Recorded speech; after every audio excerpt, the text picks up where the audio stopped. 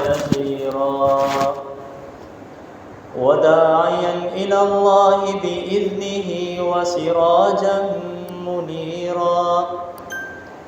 أما بعد فأعوذ بالله من الشيطان الرجيم. بسم الله الرحمن الرحيم. سبحان الذي أسرى بعبده ليلا من المسجد الحرام إلى المسجد الأقصى الذي باركنا حوله لنريه من آياتنا إنه هو السميع البصير. صدق الله العظيم وصدق رسوله النبي الكريم ونحن على ذلك لمن الشاهدين والشاكرين والحمد لله رب العالمين. سب ساتھی عقیدت اور محبت کے ساتھ درود پاک پڑھیں. اللهم صل على محمد وعلى آل محمد كما صليت على إبراهيم وعلى آل إبراهيم إنك حميد مجيد. اللهم بارك على محمد وعلى آل محمد كما باركت على إبراهيم وعلى آل إبراهيم إنك حميد مجيد. انتہائی واجب الاحترام بھائیوں، دوستوں اور بزرگوں، آج کے اس جمعۃ المبارک کے خطبے میں مسجد اقصی کی فضیلت، قبلہ اول بیت المقدس کی اہمیت اور فلسطینیوں پر، مسلمانوں پر جو آج ظلم اور ستم ہو رہے ہیں، اس عنوان سے گفتگو کی جائے گی. اللہ تبارک و تعالیٰ سے دعا ہے کہ اللہ تبارک و تعالیٰ صحیح مفہوم بیان کرنے کی توفیق عطا فرمائے اور ہم سب کو سن سمجھ کر اور اس پر عمل کرنے کی توفیق عطا فرمائے. محترم دوستو، کچھ دنوں سے ہم دیکھ رہے ہیں کہ مسلمانوں پر فلسطین کے اندر کس طرح ظلم اور ستم ہو رہا ہے. چھوٹے چھوٹے بچے یتیم ہو رہے ہیں، عورتیں بیوہ ہو رہی ہیں، ان کے گھروں کو ختم کیا جا رہا ہے. ان کا یہ پلاٹ کا مسئلہ نہیں، نہ کوئی دکان کا مسئلہ ہے، صرف اس وجہ سے ان کو کہتے ہیں کہ تم یہ مسجد اقصی چھوڑ دو.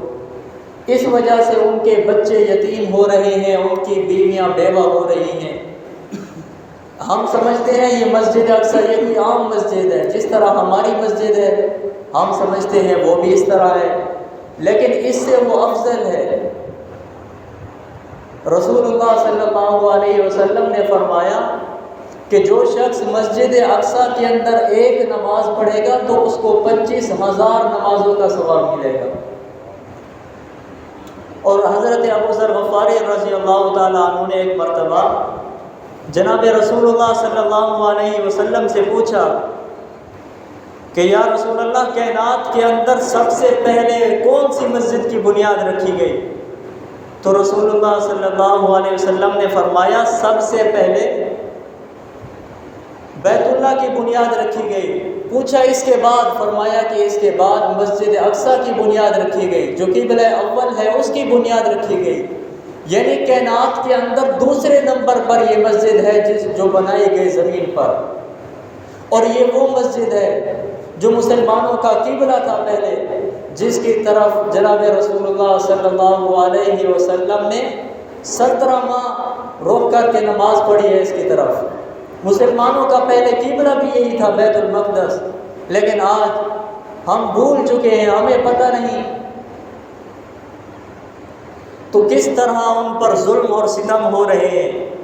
تو جب جناب رسول اللہ صلی اللہ علیہ وسلم معراج پر جا رہے تھے تو معراج کی ابتدا بھی مسجد اقصی سے ہوئی، اور وہاں پر جناب رسول اللہ صلی اللہ علیہ وسلم نے امامت کروائی.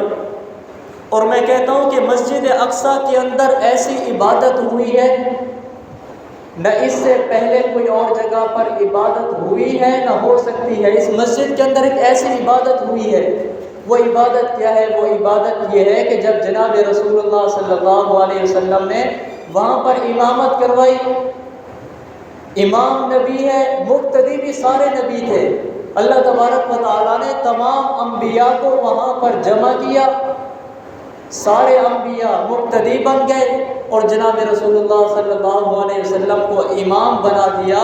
تو یہ پہلی مسجد ہے جس کو یہ خصوصیت ہے، جس کو یہ فضیلت حاصل ہے کہ وہاں پر تمام انبیاء نے نمازیں پڑھی ہیں۔ یہ مسجد کوئی عام مسجد نہیں ہے۔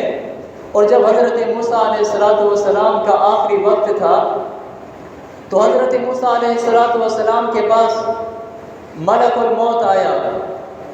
حضرت موسیٰ علیہ السلام کو بتایا کہ میں ملک الموت ہوں۔ تو حضرت موسیٰ علیہ السلام جلال میں آ گئے، ملک الموت کو ایک تھپڑ ماری، وہ چلا گیا رب کے پاس اور کہا کہ اے اللہ، آپ کے نبی نے مجھے تھپڑ ماری ہے۔ تو اللہ تبارک و تعالیٰ نے کہا کہ تم ایسا کرو کہ موسیٰ کے پاس جاؤ، اس کو کہو کہ یہ بیل ہے، اس کے اوپر آپ ہاتھ رکھو، اس کے نیچے جتنے بھی بال آئیں گے اتنے سال تو زندہ رہے گا۔ تو جب ملک الموت آیا حضرت موسیٰ علیہ السلام کے پاس اور حضرت موسیٰ علیہ السلام کو کہا کہ اللہ تبارک و تعالیٰ کہتے ہیں کہ آپ بیل کے اوپر ہاتھ رکھو، جانور کے اوپر ہاتھ رکھو، اس کے نیچے جتنے بھی بال آئیں گے اتنے سال آپ زندہ رہیں گے۔ تو حضرت موسیٰ علیہ السلام نے پوچھا کہ اس کے بعد کیا ہوگا؟ ملک الموت نے کہا کہ اس کے بعد موت ہے۔ تو حضرت موسیٰ علیہ السلام نے کہا کہ موت تو ویسے بھی آنی ہے، ٹھیک ہے میں رب کے پاس جانا پسند کرتا ہوں، لیکن میری ایک خواہش ہے کہ جب میرا آخری وقت ہو، میری روح نکلنے والی ہو، اس وقت میرے سامنے یہ مسجد اقصیٰ ہو، یعنی جب میری روح نکلے میری آنکھیں مسجد اقصیٰ کو دیکھ رہی ہوں۔ تو دیکھیے اللہ کا نبی ہے، وہ بھی یہی خواہش کر رہا ہے کہ جب میرا آخری وقت ہو تو میں دیدار کروں تو مسجد اقصیٰ کا کروں، لیکن آج وہاں پر یہودی اس پر قبضہ کرنا چاہتے ہیں۔ آج ہم مسلمان بھی خاموش ہیں۔ ہم دیکھیں، ہم اپنے اندر تو غور کریں نا کہ کبھی ہماری آنکھوں سے آنسو بھی نکلے ہیں، کبھی ہم نے سوچا بھی ہے کہ ان پر ظلم کیوں ہو رہا ہے۔ یہ مسجد اقصیٰ صرف ان کی نہیں، یہ ہماری بھی ہے، ہمارا بھی حق بنتا ہے کہ ہم بھی آواز اٹھائیں، کبھی راتوں کو اٹھ کر روئیں تو صحیح، رب کے سامنے روئیں تو صحیح، رب کو ہم کہیں تو صحیح کہ اے مالک ہم کمزور ہیں، ہم بے بس ہیں، ہمارے پاس طاقت نہیں ہے، ہم ادھر نہیں جا سکتے۔ کبھی ہم رب کے سامنے روئیں، راتوں کو اٹھیں، خدا کی قسم ہمارا حق بنتا ہے، ہمارا فرض ہے یہاں پر بولنا، آواز اٹھانا۔ اگر آج ہم نے آواز نہ اٹھائی تو قیامت کے دن اللہ تبارک و تعالیٰ کہ ہاں ہم مجرم ہوں گے۔ تو میں عرض کر رہا تھا یہ مسجد اقصیٰ کوئی عام مسجد نہیں، اس کی بہت بڑی فضیلت ہے، اور اس کو ایک مرتبہ حضرت سلیمان علیہ السلام نے بھی تعمیر کروایا، جنوں سے بنوایا تھا، یہ کام جنوں سے لیا۔ حضرت سلیمان علیہ السلام ان کی نگرانی کیا کرتے تھے، یہ جن دن اور رات اس کو بناتے تھے۔ تو جب حضرت سلیمان علیہ السلام نے اس کو تعمیر کروا لیا، اس کے بعد دعا کی، 3 دعائیں کی وہاں پر۔ پہلی دعا کی کہ اے اللہ مجھے ایسی بادشاہی دینا، میرے علاوہ ایسی بادشاہی قیامت تک بھی کسی کو نہ دینا۔ تو اللہ نے یہ دعا قبول کر لی۔ اللہ نے ان کو ایسی بادشاہی دی تھی کہ پرندے بھی ان کے تابع تھے، پرندے بھی ان کے ساتھ گفتگو کرتے تھے، چیونٹیاں بھی ان کے ساتھ بات کرتی تھی، جنات بھی ان کے تابع تھے۔ دوسری دعا کی کہ اللہ مجھے صحیح فیصلے کرنے والا بنا دینا، کہیں میں غلط فیصلہ نہ کر بیٹھوں۔ آج ہم سوچیں ہمارے معاشرے کے اندر کیا ہو رہا ہے، وہ نبی ہے دعا کر رہا ہے کہ اللہ میں غلط فیصلہ نہ کرنے بیٹھوں۔ آج ہمارے معاشرے میں تو یہ ہوتا ہے، جو امیر ہے اس کے حق میں فیصلہ دیا جاتا ہے، غریب پریشان ہو جاتا ہے کیوں اس کے پاس پیسہ نہیں ہوتا۔ آج معاشرے کے اندر یہی چل رہا ہے کہ جس کے پاس پیسہ ہے سب چیز اسی کی ہے۔ تو وہاں پر انہوں نے دعا کی کہ اللہ مجھے غلط فیصلہ کرنے والا نہ بنانا، جب بھی فیصلہ کرو صحیح فیصلہ کرو۔ اور تیسری دعا کی کہ اے اللہ جو شخص اس مسجد اقصیٰ کے اندر نماز پڑھے اس کو ایسا بنا دینا جس طرح وہ ماں کے پیٹ سے ابھی پیدا ہوا ہو۔ تو جناب رسول اللہ صلی اللہ علیہ وسلم نے فرمایا، اللہ تبارک و تعالیٰ نے ان کی پہلی 2 دعائیں بھی قبول کر لی ہیں، امید ہے کہ تیسری دعا بھی قبول ہو گئی ہوگی۔ جو شخص مسجد اقصیٰ کے اندر ایک نماز پڑھے گا، مسجد اقصیٰ کے اندر نماز پڑھے گا تو اللہ تبارک و تعالیٰ اس کو پاک صاف بنا دیں گے، اس طرح بنا دیں گے کہ جس طرح ماں کے پیٹ سے ابھی پیدا ہوا ہو۔ تو آج جب ان کا یہ حالات دیکھتے ہیں، ان کا پانی بھی بند ہے، کھانا بھی بند کر دیا گیا، سب چیزیں بند ہیں ان کی، وہ بھوک سے تڑپ رہے ہیں، پیاس سے تڑپ رہے ہیں، اور ان کا منظر دیکھ کر کربلا کا میدان یاد آتا ہے، نواسہ رسول یاد آتا ہے کہ جس طرح حضرت سیدنا امام حسین رضی اللہ تعالیٰ عنہ اپنے بیٹے کو لے کر میدان کے اندر گئے تھے، معصوم سا بچہ تھا، گود میں اٹھا کر گئے تھے، ان کو کہا تھا کہ ظالموں یہ چھوٹا بچہ ہے، یہ معصوم بچہ ہے، اس کا کیا قصور ہے، اس نے تمہارا کیا بگاڑا ہے، اس کو تو پانی دے دو۔ آج بھی ادھر فلسطین کے اندر دیکھو، ادھر بھی چھوٹے چھوٹے بچے اس طرح تڑپ رہے ہیں، وہ یہی کہہ رہے ہیں کہ ظالموں ہمارا قصور کیا ہے، ہم نے تمہارا کیا بگاڑا ہے۔ لیکن آج اگر ان پر یہ ظلم ہو رہے ہیں، ان پر یہ گولیاں برسائی جا رہی ہیں، صرف ایک وجہ سے وہ کہتے ہیں کہ یہ مسجد اقصیٰ چھوڑ دو، لیکن اللہ نے ان کو ایسی ہمت دی ہے، ان کو ایسی قوت دی ہے، یہ آج بھی ڈٹے ہوئے ہیں۔ وہ کہتے ہیں اگر ہمارے بچے جاتے ہیں چلے جائیں، ہماری جانیں جاتی ہیں چلی جائیں، لیکن ہم مسجد اقصیٰ کو کبھی نہیں چھوڑ سکتے۔ رب نے ان کو ایسا ایمان دیا ہے۔ اور حضرت سیدنا عمر فاروق رضی اللہ تعالیٰ عنہ کا جب دور تھا، حضرت سیدنا عمر فاروق رضی اللہ تعالیٰ عنہ نے ایک لشکر بھیجا مسجد اقصیٰ کی طرف، کہا کہ جاؤ ان کے ساتھ جنگ کرو، مسجد اقصیٰ کو فتح کر کے آؤ۔ جب وہ لشکر وہاں پر پہنچا تو بڑے بڑے لوگوں نے دیکھا، عیسائیوں نے دیکھا، تو انہوں نے کہا کہ تم ایسا کرو اپنے حکمران کو بلاؤ، جو تمہارا امیر المومنین ہے آپ اس کو بلاؤ، وہ آئے گا، ہم اس کے اندر نشانیاں دیکھیں گے، ہماری کتابوں کے اندر جو نشانیاں لکھی ہوئی ہیں اگر اس کے اندر یہ نشانیاں موجود ہیں تو ہم بغیر جنگ کے یہ مسجد تمہیں دے دیں گے۔ جب حضرت سیدنا عمر فاروق رضی اللہ تعالیٰ عنہ کے پاس پیغام پہنچا کہ وہ عیسائی اس طرح کہہ رہے ہیں، وہ کہتے ہیں آپ اپنے امیر المومنین کو بلاؤ، تو حضرت سیدنا عمر فاروق رضی اللہ تعالیٰ عنہ تیار ہو گئے اور حضرت سیدہ عائشہ تو صدیقہ رضی اللہ تعالیٰ عنہ کے پاس گئے اور کہا کہ امی جان آج میں جا رہا ہوں مسجد اقصیٰ کو فتح کرنے کے لیے جا رہا ہوں۔ وہ بھی دیکھو حکمران تھا، لیکن آج ہمارے حکمرانوں کے اندر غیرت کدھر گئی؟ ان کی غیرت کہاں ہے؟ یہ کیوں نہیں بولتے؟ آج ہم اپنے حکمرانوں سے تو سوال کریں نا کہ یہ مسجد اقصیٰ کیا ہماری نہیں ہے؟ کیا ہم مسلمان نہیں ہیں؟ ہم ذرا ان سے پوچھے تو صحیح نا، وہ بھی تو حکمران تھا، کہہ رہا ہے کہ امی دعا کرو مسجد اقصیٰ کو فتح کرنے کے لیے جا رہا ہوں۔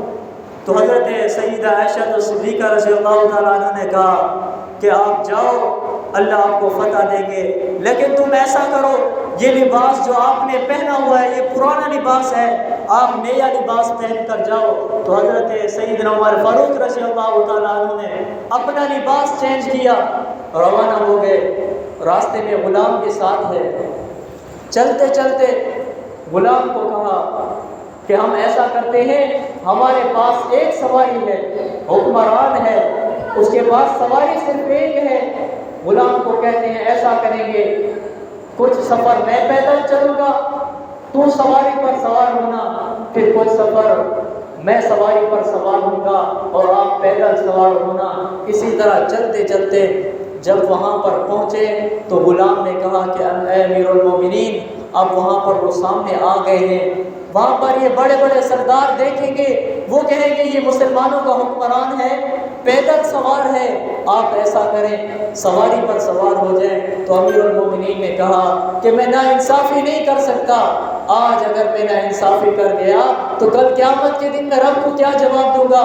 میں کسی غلام کے ساتھ بھی ناانصافی نہیں کر سکتا۔ تو حضرت سیدنا عمر فاروق رضی اللہ تعالیٰ عنہ نے کہا کہ مجھے اس لباس کے اندر، یہ نئے لباس کے اندر بے چینی ہو رہی ہے، آپ ایسا کرو میرا پرانا لباس نکالو، میں پرانا لباس پہنتا ہوں۔ تو غلام نے کہا کہ اے امیر المومنین، بڑے بڑے سرداروں کے ساتھ آپ کی ملاقات ہوگی، آپ اس پرانے لباس میں کیسے جائیں گے؟ مسجد اقصیٰ کو فتح کرنے کے لیے جا رہے ہیں۔ تو امیر المومنین نے کیا کہا کہ اگر رب نے مجھے عزت دی ہے تو اسلام کی وجہ سے دی ہے، اس لباس کی وجہ سے نہیں دی۔ تو حضرت سیدنا عمر فاروق رضی اللہ تعالیٰ عنہ جب مسجد اقصیٰ کے اندر داخل ہوئے، بڑے بڑے سرداروں نے دیکھا لباس پھٹا ہوا ہے، 17 پیوند لگے ہوئے تھے۔ آپ ذرا اندازہ تو لگاؤ، حکمران ہے، امیر المومنین ہے، 17 پیوند لگے ہوئے ہیں، جوتا بھی ٹوٹ گیا ہے سفر کرتے کرتے، لیکن لباس پرانا پہن کر گئے، مسجد کو فتح کرنے کے لیے جا رہے ہیں، فاتح بن کر جا رہے ہیں، لیکن پھر بھی لباس پرانا ہے۔ آج ہم اپنے حکمرانوں کی بھی تو عیاشیں دیکھیں نا، ہمارے حکمرانوں کی عیاشیں کتنا ہے، اگر وہ کہیں سے گزر جائیں تو ایک ہفتہ، ایک مہینہ پہلے تیاریاں ہوتی ہیں، کہتے ہیں فلاں یہاں سے گزرے گا، فلاں بڑا MN ہے وہ یہاں سے گزرے گا، ایک ماہ تک تیاریاں ہوتی ہیں، لیکن غریب ہے یہ بیچارہ بھوک سے مر رہا ہوتا ہے۔ لیکن ہمارے حکمران ایسے ہیں، ان کی عیاشیں ختم نہیں ہوتی۔ وہ بھی حکمران تھا، 17 پیوند والا لباس پہن کر جا رہا ہے مسجد کو فتح کرنے کے لیے۔ جب اندر پہنچا تو بڑے بڑے سرداروں نے دیکھا کہ یہ امیر المومنین آ گیا ہے۔ جب ان کا حلیہ دیکھا، نشانیاں دیکھی، انہوں نے بغیر جنگ کے چابیاں دے دی، کہا کہ ہماری کتابوں کے اندر یہ نشانیاں لکھی ہوئی ہیں کہ یہاں پر جو اس کو فتح کرنے کے لیے امیر المومنین آئے گا اس کے اندر یہ نشانیاں لکھی ہوئی ہوگی۔ جب دوپہر کا وقت تھا، ظہر کی نماز کا وقت آیا، تو حضرت سیدنا عمر فاروق رضی اللہ تعالیٰ عنہ نے کہا، صحابہ سے کہا کہ صحابہ یہ مسجد ہم نے فتح کر لی ہے، اب آپ کی کوئی خواہش ہے تو بتا دیں۔ صحابہ کرام نے کہا کہ اے امیر المومنین، مسجد اقصیٰ کے اندر، قبلہ اول کے اندر ہماری آج پہلی نماز ہے، ہمارا دل بھی چاہتا ہے کہ بلال کو آپ کہیں وہ اذان دے۔ تو حضرت سیدنا عمر فاروق رضی اللہ تعالیٰ عنہ نے حضرت بلال کو کہا کہ بلال آپ اذان دیں۔ حضرت بلال نے کہا کہ اے امیر المومنین، آپ جانتے بھی ہیں میں نے مدینہ بھی اس وجہ سے چھوڑا تھا کہ رسول اللہ صلی اللہ علیہ وسلم مجھے یاد آتے ہیں، جب میں اذان دیتا ہوں میرا دل تڑپتا ہے۔ کہا کہ اے امیر المومنین، اگر آپ کا حکم ہے تو میں اذان دے دیتا ہوں۔ حضرت بلال نے جب اذان شروع کی تو صحابہ کو وہ منظر یاد آ گیا کہ پہلے یہ بلال ہوتا تھا، یہی مؤذن ہوتا تھا، اذان دیتا تھا تو رسول اللہ صلی اللہ علیہ وسلم موجود ہوتے تھے۔ کاش آج ہمارے درمیان رسول اللہ صلی اللہ علیہ وسلم بھی موجود ہوتے تو مسجد کے اندر صحابہ کی چیخیں نکل گئی، رونے لگ گئے، ان کو وہ منظر یاد آ گیا۔ ایک وقت وہ بھی تھا کہ حضور صلی اللہ علیہ وسلم کی وفات کے بعد حضرت بلال مدینہ چھوڑ کر چلے گئے تھے، 7 سال کے بعد یا 6 سال کے بعد جب واپس وہاں پر آئے تو حضرت حسن حسین نے کہا کہ اے چچا جان، آج آپ ہمیں اذان سناؤ، جو میرے نانا کے دور کے اندر آپ اذان دیتے تھے، آج ہمیں وہی اذان سناؤ۔ تو حضرت بلال نے جب اذان شروع کی تو مدینے کے اندر کوہرام مچ گیا، عورتیں باہر نکل آئیں، بچے باہر نکل آئے، انہوں نے کہا کہ آج رسول اللہ صلی اللہ علیہ وسلم کے دور کا مؤذن آ گیا ہے، تو لگتا ہے رسول اللہ صلی اللہ علیہ وسلم بھی آ گئے ہوں گے۔ جب وہ سارے مرد عورتیں باہر نکل آئی، حضرت بلال پہنچے، اشہد ان محمد رسول اللہ جب یہاں تک پہنچے تو بلال کی زبان رک گئی، صحابہ کرام لقمہ دے رہے ہیں، کہ اے بلال کہو اشہد ان محمد رسول اللہ، لیکن بلال بھولا نہیں تھا، اصل میں اس کا دل تڑپتا تھا، اس کا گلیچہ باہر نکلتا تھا۔ حضرت بلال بے ہوش ہو گئے۔ جب حضرت بلال کو ہوش آیا اور اٹھے، حضرت بلال نے کہا کہ اے اہل مدینہ، اب رب کے حوالے میں یہاں نہیں رہ سکتا، اگر میں مدینے میں آتا ہوں تو میرا دل تڑپتا ہے، رسول اللہ صلی اللہ علیہ وسلم نہیں ہے، موجود نہیں ہے، میں اذان نہیں دے سکتا۔ تو میں عرض کر رہا تھا مسجد اقصیٰ کی فضیلت، کہ یہ مسجد اقصیٰ یہ کوئی عام مسجد نہیں ہے، یہ مسجد اقصیٰ تو وہ مسجد ہے کہ اس نے اپنے سینے پر 70,000 پیغمبروں کی پرورش کی۔ یہاں پر انبیاء کرام رہے ہیں، انبیاء کرام کا مسکن رہا ہے اور ان کا مدفن بھی ہے۔ بہت سے انبیاء ایسے ہیں جن کی قبریں آج بھی فلسطین کے اندر، شام کے اندر موجود ہیں۔ آج ہم نے سوچا ہوا ہے کہ شاید یہ مسجد اقصیٰ کوئی عام مسجد ہے، آج ہمیں اس کی فضیلت کا پتہ نہیں، اس کی اہمیت کا پتہ نہیں۔ ہم آج نوجوان کیا کرکٹ دیکھنے میں مصروف ہے، اوپر میچ چل رہا ہوتا ہے، نیچے پٹی بھی چل رہی ہوتی ہے کہ فلسطین کے اندر اتنے مسلمان شہید ہو چکے ہیں، پھر بھی ہمارا دل نہیں تڑپتا۔ کبھی ہم پریشان نہیں ہوئے، کبھی ہم نے سوچا بھی نہیں کہ یہ کیوں اپنی جانیں دے رہے ہیں۔ آج ہم رب کا شکر ادا کریں کہ رب نے ان کو یہ جذبہ دیا ہے، رب نے ان کو طاقت دی ہے کہ وہ جمے ہوئے ہیں، مضبوط بنے ہوئے ہیں، وگرنہ یہ صرف ان کا حق نہیں، یہ ہمارا بھی حق ہے، ہمارا بھی فرض ہے مسجد اقصیٰ کو بچانا، لیکن رب نے ان کو طاقت ایسی دی ہے۔ آج ان کی طاقت دیکھتے ہیں، ان کی بہادری دیکھتے ہیں تو صحابہ کا دور یاد آتا ہے۔ آپ دیکھیں، ویڈیو دیکھتے ہوں گے کہ کس طرح چھوٹے چھوٹے بچے ہیں، گولیوں کی برسات ہے، ان کے سامنے جا کر تکبیر کے صدائیں بلند کر رہے ہیں۔ ایک مرتبہ ایک صحابی ہے، جنگ کا موقع تھا، یہ کافر لوگ، یہودی لوگ اپنے خیمے کے اندر، اپنے قلعے کے اندر چھپ گئے، دروازے بند کر لیے، دیواریں بھی بڑی بڑی ہیں۔ تو اب سوچا کہ اندر کون جائے، کیسے جائے اندر؟ تو ایک صحابی نے کہا کہ ایسا کرو، ایک جھولا بناؤ کپڑے کا، کچھ لوگ ادھر سے پکڑیں، کچھ ادھر سے پکڑیں، درمیان میں بیٹھتا ہوں، آپ زور سے اس کو ہلاؤ، پھر اوپر پھینکو، میں دیوار تک پہنچ جاؤں گا، پھر میں اندر جا کے دروازہ کھولوں گا۔ تو صحابہ نے ایسا کیا، وہ صحابی درمیان میں بیٹھا، زور سے اس کو ہلایا، پھر اوپر پھینکا، تو وہ صحابی جو ہے دیوار پر بیٹھ گیا۔ جب وہاں پر بیٹھا، دیکھا کہ نیچے سارے یہودی لوگ ہیں، ان کے پاس تیر ہیں، تلواریں ہیں، یہ اکیلا صحابی ہے، آگے پتہ نہیں کتنی لمبی تعداد کا لشکر تھا۔ تو اس نے نیچے چھلانگ لگا دی۔ جب نیچے چھلانگ لگائی تو ان کی ایک پاؤں کی ہڈی ٹوٹ گئی، لیکن ہڈی بھی ٹوٹ گئی، پھر بھی یہ ہارے نہیں، ایمان ان کا اتنا مضبوط تھا۔ کافروں نے تیروں کی برسات شروع کی، تلواروں کی برسات شروع کی، لیکن یہ صحابی پھر بھی ہمت اس نے نہیں ہاری، چلتے چلتے اس نے دروازہ کھولا تو صحابہ کرام اندر داخل ہو گئے، اس قلعے کو فتح کر لیا۔ تو میں عرض کر رہا تھا، آج بھی اگر آپ نے وہی جذبہ دیکھنا ہے، وہی بہادری دیکھنی ہے، تو آپ فلسطین کے مسلمانوں کو دیکھ لیں کہ رب نے ان کو کیسی ہمت دی ہے، کیسی طاقت دی ہے کہ صحابہ کا دور یاد آتا ہے، چھوٹے چھوٹے بچے ہیں، تڑپ رہے ہیں، لیکن پھر بھی تکبیر کی صدائیں بلند کر رہی ہیں۔ ان کی صرف ایک آواز ہے، وہ کہتے ہیں ہماری جان جاتی ہے، چلی جائے، بچے قربان ہوتے ہیں، ہو جائیں، بیویاں بیوہ ہوتی ہیں، ہو جائیں، لیکن ہم مسجد اقصیٰ کو کبھی نہیں چھوڑیں گے۔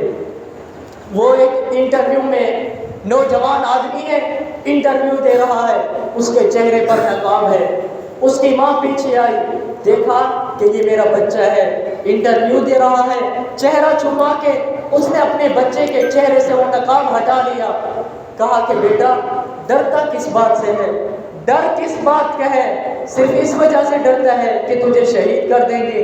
اپنے بچے کا نقاب ہٹایا اور کہا کہ دشمنوں کی آنکھوں میں آنکھیں ڈال کے بات کر، اگر تو شہید ہو جائے گا تو میں فخر تو کروں گی نا، کہ میں ایک شہید بچے کی ماں ہوں، میرا بیٹا بھی شہید ہو چکا تھا، تو اس طرح رب نے ان کو جذبہ دیا ہے۔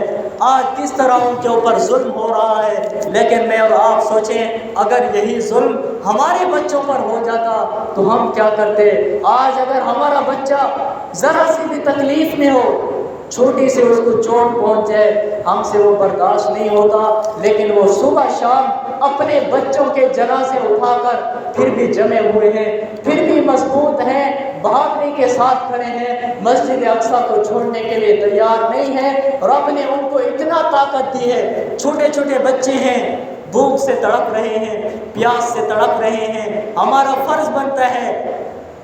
کل میں سن رہا تھا حضرت شیخ الاسلام حضرت مفتی تقی عثمانی صاحب نے اعلان کیا ہے کہ آج کے دور میں ہمارے اوپر جہاد فرض ہو چکا ہے۔ وہ حدیث کا حوالہ بھی دے رہے تھے کہ حدیث پاک میں آتا ہے کہ جب کسی ملک کے اندر جنگ ہو تو ساتھ والے ملک کا حق بنتا ہے وہ ان کا ساتھ دے، اگر وہ نہیں دے رہا اسی طرح چلتے چلتے پھر پوری امت مسلمہ کا فرض بنتا ہے کہ ہم ان کے ساتھ کھڑے ہوں۔ لیکن ہمیں وقت بھی نہیں، ہم سوچیں ذرا تصور تو کریں کہ کبھی ہم مسجد اقصیٰ کے لیے پریشان ہوئے ہیں، کبھی ہماری آنکھوں سے آنسو نکلا ہے، آج ہمیں تو پتہ بھی نہیں۔ جب ان پر ظلم ہوا، جب ان کے بچوں کو مارا جا رہا تھا تو امریکہ نے کیا بیان دیا؟ کہا کہ فلسطینیوں کا کوئی ایک بچہ بھی نہیں بچنا چاہیے۔ ہم دیکھیں کہ ہمارے حکمرانوں کی غیرت کہاں گئی؟ ہم تو ان کو ووٹ دے دیتے ہیں، بڑی خوشی سے دیتے ہیں کہ فلاں ہے فلاں ہے۔ میں یہ نہیں کہتا کہ آپ اس کو ووٹ نہ دو، آپ خود فیصلہ کر لو، ابھی فیصلے کا وقت ہے۔ آپ دیکھ لو جو مسجد اقصیٰ کے لیے آواز اٹھائے آپ اس کو ووٹ دو۔ یہ مسجد اقصیٰ ہماری ہے، یہ ان کی نہیں ہے، یہ ہمارا حق ہے، ہمارا فرض بنتا ہے۔ انہوں نے تو بیان دے دیا کہ فلسطینیوں کا کوئی ایک بچہ بھی نہیں بچنا چاہیے، لیکن ہمارے حکمران کہاں گئے؟ ان کی غیرت کیوں نہیں جاگی؟ پہلے ہم سوچتے تھے کہ ہم خود غلام ہیں، لیکن اب ہمیں پتہ چل چکا ہے کہ ہمارے حکمران بھی غلام بن چکے ہیں۔ اگر یہ آزاد ہوتے تو آج کیوں نہ بولتے، کیوں نہ آواز اٹھاتے، کوئی ایک بیان تو ریکارڈ کر دیتے۔ فلسطینیوں کے بچے، وہ مظلوم بچے، یتیم بچے تڑپ تڑپ کر کہہ رہے ہیں کہ مسلمانوں تم کہاں گئے ہو، تمہاری غیرت کیوں نہیں جاگ رہی؟ یہ مسجد اقصیٰ صرف ہماری نہیں، یہ مسجد اقصیٰ تمہاری بھی ہے، اور رسول اللہ صلی اللہ علیہ وسلم کا فرمان ہے کہ مسلمان یہ ایک جسم کی مانند ہے، اگر جسم کے کسی ایک ٹکڑے کو بھی تکلیف ہو جائے تو سارا جسم تڑپنے لگ جاتا ہے۔ آج ہم سوچیں کہ ہمارا دل بھی کبھی تڑپا ہے، ہم تو مسلمان ہیں نا، لیکن آج ہم صرف نام لیوا مسلمان ہیں، کام کے مسلمان نہیں ہیں۔ آج ہماری غیرت بھی ختم ہو چکی ہے، ہمارا ایمان بھی کمزور ہو چکا ہے۔ آج ہم سوچیں کبھی ہم بھی روئے ہیں، ہم اپنے بچوں کے اوپر تو قیاس کریں نا کہ اگر ہمارے بچوں کے اوپر یہی ظلم ہو رہا ہو ہمیں کتنا تکلیف ہوگی۔ وہ تو ہمارے بچے ہیں، ہم اپنے بھائی سمجھ کر راتوں کو اٹھیں، راتوں کو روئیں، رب کو کہیں کہ اے مالک آپ ان کی مدد کر دیں، ہم کمزور ہیں، ہمارے اوپر جتنا فرض ہے، ہماری جتنا طاقت ہے ہم اتنا تو استعمال کریں نا۔ آج ہمارے ملک کے اندر یہ جو پیپسی چل رہی ہے یہ کس کی ہے؟ انہیں کی ہے، یہودیوں کی بنی ہوئی ہے۔ ہم بڑے شوق سے پی رہے ہیں، ادھر ہم نماز پڑھتے ہیں کہتے ہیں غیر المغضوب علیہم ولا الضالین، ہم دعا کرتے کہ اللہ ہمیں یہودیوں کے راستے پر نہ چلانا اور عیسائیوں کے راستے پر بھی نہ چلانا۔ نماز میں ہر نماز پر یہ پڑھتے ہیں، دعا کر رہے ہوتے ہیں کہ اے مالک ان کے راستے پر نہ چلانا، لیکن ہم یہ ان کی چیزیں خرید رہے ہیں بڑے شوق سے۔ ادھر وہ ہمارے مسلمانوں پر، ہمارے بھائیوں پر اتنا ظلم کر رہے ہیں، لیکن آج ہم ان کی چیزیں بڑے شوق سے بڑے مزے سے پی رہے ہیں۔ آج کے بعد ہم یہ سوچ لیں یہ جو پیپسی آئی ہم اس کا بائیکاٹ کریں، ان کی چیزوں کا ہم بائیکاٹ کر دیں۔ ہم سوچتے ہیں یہ ایک پیپسی ہے میں 100 روپے کی خریدوں گا، لیکن ان کو کیا فائدہ ملے گا؟ میں آپ کو مثال دے دیتا ہوں، آپ دیکھیں میں نے ایک پیپسی خریدی ہے، 100 روپے کی خریدی ہے، یہ ایک پیپسی کا 100 روپیوں تک پہنچے گا تو وہ 100 روپے کی 2 گولیاں لے کر، پستول کی 2 گولیاں لے کر کسی مسلمان کے سینے پر مارے گا، کیا ہم اس کے مجرم نہیں ہوں گے؟ ہم خود اس کے اندر مجرم ہیں آج اگر ہم نے ان کا بائیکاٹ نہ کیا تو یاد رکھو کل قیامت کے دن بھی ہم مجرم ہوں گے۔ میرا یہ فرض بنتا تھا آپ کو بتانا، آج میں نے آپ کو بتا دیا ہے، تو آپ سے گزارش ہے آپ ان کی چیزوں کا بائیکاٹ کر دیں، چھوڑ دیں ان کی چیزوں کو۔ وہ ہمارے مسلمانوں پر اتنا ظلم کر رہے ہیں، آج ہم بڑے شوق سے ان کی چیزیں کھا رہے ہیں، پی رہے ہیں، بڑے شوق سے ہم آرام کر رہے ہیں۔ تو سب سے پہلے ہم نے ان کی چیزوں کا بائیکاٹ کرنا ہے۔ دوسرے نمبر پر جو ہمارے اوپر یہ فرض ہے، ہم ان کے لیے دعا کریں، راتوں کو اٹھ کر ان کے لیے روئیں، رب سے کہیں کہ اے مالک ہم بے بس ہیں، ہم کمزور ہیں، ہم ادھر تو نہیں جا سکتے، لیکن آج دعا کر رہے ہیں اے مالک تو ان کی مدد فرما۔ اور تیسرے نمبر پر جو ہمارے اوپر یہ ذمہ کام ہے، ہم ان کی امداد کریں، ان کے لیے مدد کریں، ہم تعاون کریں ان کے ساتھ، وہ ہمارے بھائی ہیں، اپنے بچے سمجھ کر۔ اور اس کے لیے جمعیت علماء اسلام نے ایک کمیٹی بنائی ہے، وہ بتا رہے تھے کہ پہلی کیمپ ان کے سوموار والے دن ادھر پہنچی ہے، ڈائریکٹ تو فلسطین کے اندر نہیں پہنچائی، پہلے حماس میں پہنچائی، پھر حماس والوں نے ادھر فلسطین کے اندر پہنچایا ہے۔ اب وہ بتا رہے تھے کہ دوسری کیمپ بھی ان کے لیے تیار ہو گئی ہے، یہ پرچی انہوں نے بھیجی ہے۔ تو انہوں نے کہا کہ آپ نے جمعے پر اعلان کرنا ہے، لوگوں سے درخواست کرنی ہے، اپیل کرنی ہے کہ آپ ان کے ساتھ تعاون کریں۔ تو آج میں اور آپ سوچیں ہمارے کتنے پیسے اور جگہ پر خرچ تو ہو جاتے ہیں، آج ہم ان پر خرچ کریں، ان کے ساتھ تعاون کریں، وہ تو ہمارے بھائی ہیں، ہمارے بچے ہیں، ہم اپنے بچے سمجھ کر ان کے ساتھ تعاون کریں۔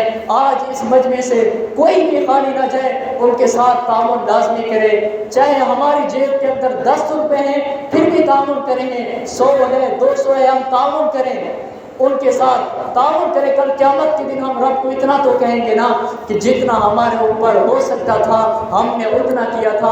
آج اگر ہم ان کے ساتھ تعاون کریں گے تو وہ ہمارا تعاون ان تک پہنچے گا تو ہم اس سے بری ہو جائیں گے۔ تو یہ نماز کے بعد جو طلباء کرام چندہ کرتے ہیں، آج کا جو چندہ ہوگا یہ انہی فلسطینیوں کے نام پر، وہاں پر جو مسلمانوں پر ظلم اور ستم ہو رہے ہیں یہ انہی کے نام پر ہوگا۔ تو آپ سے گزارش ہے جتنا آپ کے پاس طاقت ہے، 100 کی ہے، 10 کی ہے، 1000 کی ہے، 2000 کی ہے، آج ان کے ساتھ تعاون کریں۔ آج ہم دے کر جائیں گے، یہ نہ سوچیں کہ کم ہو جائے گا، 1000 دوں گا کم ہو جائے گا، نہیں، آپ رب پر بھروسہ کر کے دیں، اپنے بچے سمجھ کر دیں، پھر دیکھنا رب تعالیٰ آپ کے جان اور مال کے اندر کیسے برکت عطا فرماتے ہیں۔ اللہ تبارک و تعالیٰ ہم سب کو اس پر عمل کرنے کی توفیق عطا فرمائے۔